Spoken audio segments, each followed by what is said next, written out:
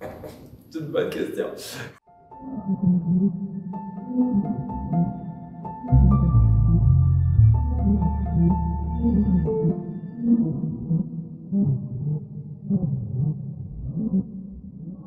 L'impulsion première du projet, en fait, c'était une commande devant laquelle j'étais paralysé.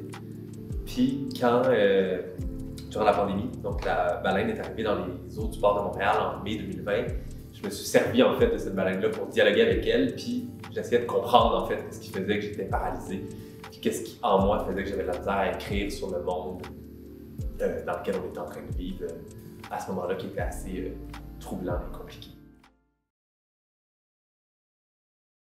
C'est une grande question, mais pour moi, c'est sûr qu'il y a quelque chose de politique, puis il y a quelque chose de la résistance là-dedans. C'est-à-dire que je pense que c'est un amour qui veut vivre malgré quelque chose. J'ai l'impression que dans les relations queer, il y a souvent des obstacles peut-être qu'on ne retrouve pas, mais il y a des opportunités aussi, puis pour moi, c'est des amours qui peuvent être même révolutionnaires dans le sens qu'ils peuvent redéfinir les façons qu'on a de s'aimer et d'être en relation.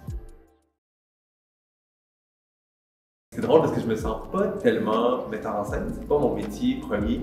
Je pense que c'est un grand avantage, peut-être un peu naïf, mais j'ai vraiment réuni une équipe autour de moi, puis j'ai l'impression de juste construire un objet avec plein d'autres gens autour.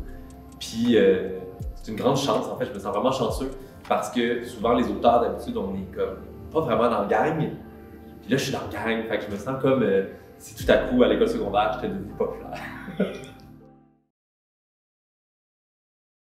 Compassion, communauté, puis métamorphose ou rêve, mais ça c'est 4 mots. Mais